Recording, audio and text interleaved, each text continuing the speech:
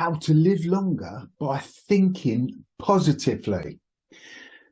3 recent psychological studies found that positive thinking is good for the immune system, reduces anxiety, and increases positive emotions such as happiness. I'm going to show you how these 3 actions can help you live longer and a happier life.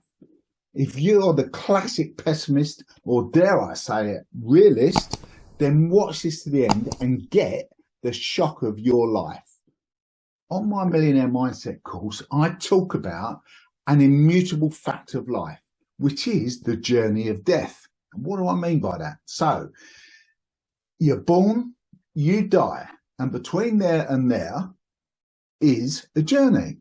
Now, some people on this journey, the pessimist or the negative realist person, they choose to come down here, okay? So they're born, tough life, things are not good, everything's going to go wrong, happens to them. They marry somebody, they divorce somebody, everything's a bitch, everything's hard, and then they die, okay? Boom, die. The positive person, do you know what? I'm born in, it's not really good, but it's not that bad. I'm going to make the most of it. I'm going to work with the hand that I've been dealt. I'm going to do anything that I can to make this better. There's always something good within something bad because there's a lesson to be learned, and then I die. Now, when we get to this point, the pessimist or the realist may well be right, but the point of it is, who's had the better life getting there? This person or this person? So it's a choice, and it's up to you what one you're going to choose. So what is positive thinking? So it doesn't mean that you have to be an ostrich and stick your head in the sand or view the world through rose-coloured spectacles. Positive thinking chooses the mental attitude of optimism and a growth mindset, which searches for favourable outcomes in all situations. It relies on the emotional state of hope, which looks beyond your current circumstances and supports the building of emotional, social, and other resources for a positive action. Positive thinking has been shown to be particularly beneficial when you're experiencing tough times in life, which we all do. Everybody does. Nobody's immune from them hard bits. So when your life feels completely out of control, these powerful habits I'm going to give you can now set into motion a chain of events which you have complete control over what is happening. Positive thinking also triggers positive emotions and creates the production of happy endorphins, serotonin, dopamine, and oxytocin. However, before we get into that, let's go back to the psychological studies. These 3 studies that have been carried out by a bunch of psychologists over a number of years. And the facts there are there to be seen by everybody. But I'm going to just tell you about those, because it's really interesting for all you naysayers out there. So, negative thinking triggers the body's immune response. So, an analysis of more than 300 studies covering over 30 years of inquiry into the relationship between stress and the immune system found that stressful events can change your immune system functioning. No shit, Sherlock. So the type of duration of stress determines the type of change that occurs. So 3 bits. Now here's a technical bit. This might be a little bit techie. Acute time-limited stress, such as public speaking or doing mental arithmetic in public when you're under the spotlight, triggered an adapted boost of natural immunity that initiates the fight or flight response. The second type, brief naturalist stressors, such as taking an exam, resulted in a shift in immune system function that mediates and regulates immunity, inflammation, and the process through which the body manufactures blood cells. Remember that bit because it's quite important. And then the third type, chronic stress, is an emotional pressure suffered for a prolonged period of time in which an individual perceives they have little or no control. It involves an endocrine system response in which cortisol is released into the body. Now, that is really important. So, such stress can include unemployment, traumatic injuries, chronic illness, or situations in which a person's social identity is forcefully changed across all demographics. Researchers found that chronic stress triggered global immunosuppression, which is a decrease of all functioning immunity. So science confirms what we already know, that stress is no bloody good for us. Again, no shit, Sherlock. Stress does not do us any good. So what's the role of positive thinking, you might ask? The researchers included some analysis of global stress appraisals and intrusive thoughts of people in the middle of a stressful situation, which happened a year or less before the immune assessments that they also had, or were currently living with a chronic stress situation. People who assessed their lives as stressful reported intrusive negative thoughts, those little chirping away here going, yeah, you're no bloody good and all of that, right, had a significant reduction in natural killer cells. Now, what do I mean by killer cells? These cells that we produce naturally, and their job is to target and eliminate virus and tumor infected cells. So in a nutshell, right, when we're stressed, those killer cells that we need to protect us, they're actually eliminated. So the lesson, number one lesson in these findings, suggest that a person's attitude towards a stressful situation may be a factor in immune response. So when we're feeling low, we need our immune system to step up, which it can't if it's getting the wrong bloody signals. There's always good news wrapped up in the bad news. Since nearly all stress is self-induced, you are in control of what your immune system hears from you. There's no such thing as stress, just people having stressful thoughts, positive thoughts, negative thoughts, okay? So if the molecules in your immune system respond to your thought patterns, it's time to advance the practice of positive self-talk to top up our to put at the top of our to-do list. Absolutely crucial, all right? Study number 2. Bear with me with the facts because it's important to the tips at the end. Positive thinking reduces anxiety. Visualizations and positive self-talk reduces negative thinking and those intrusive little thoughts that keep coming.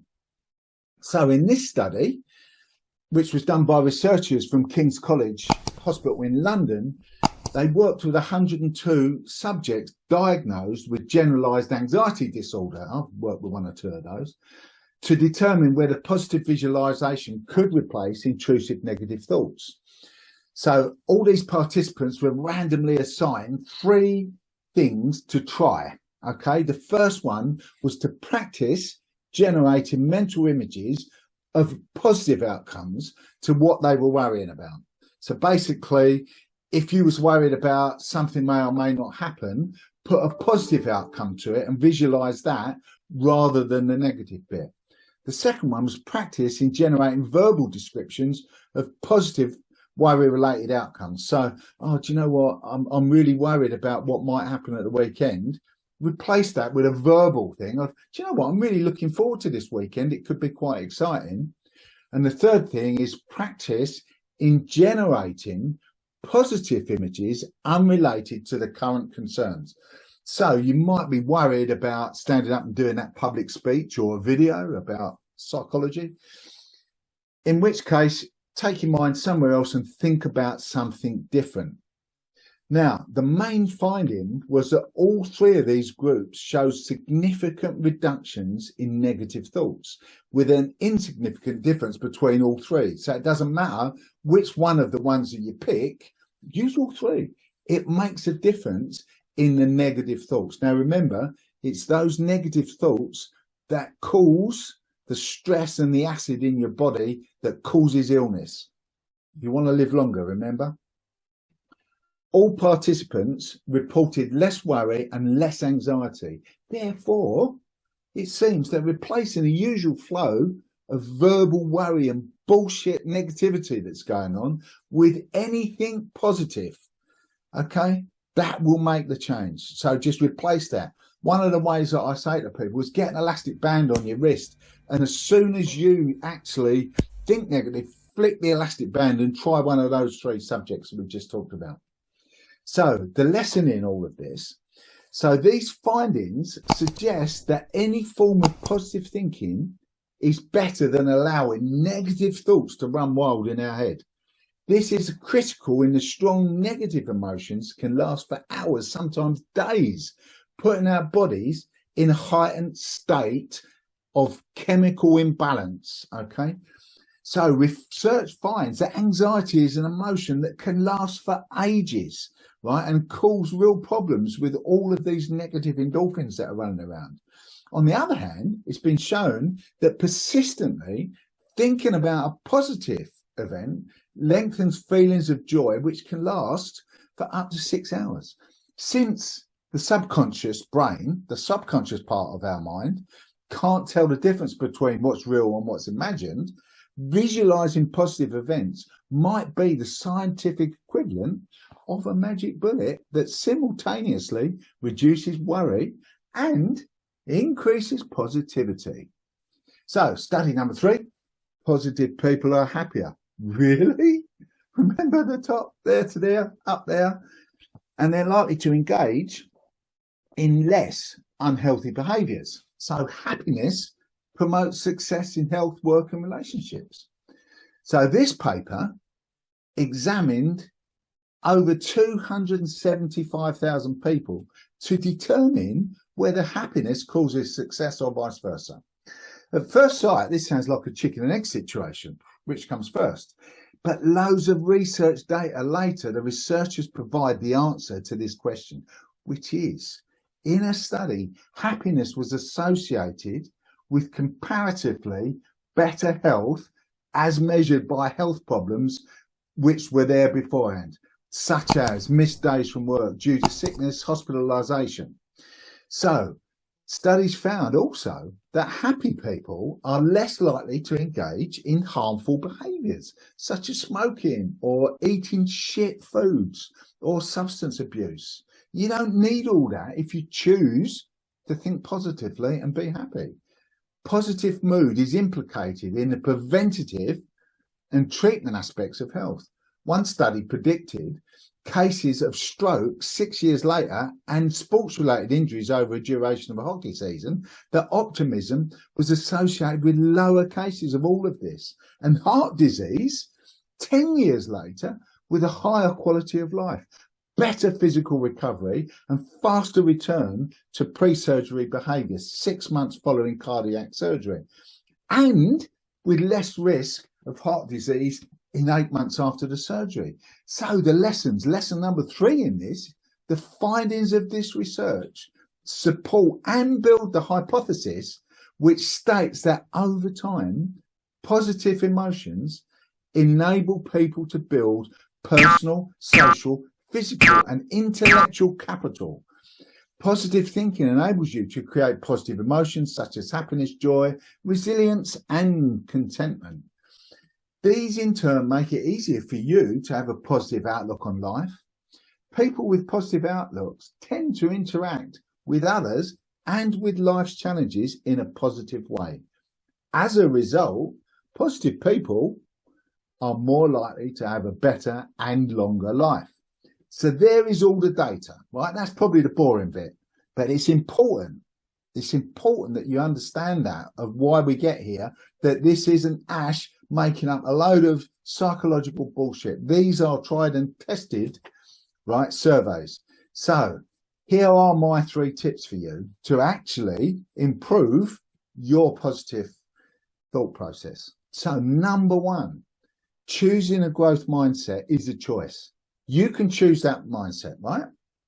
So, and having a growth mindset is probably the biggest favour you can do yourself if you want to achieve your dreams and live longer.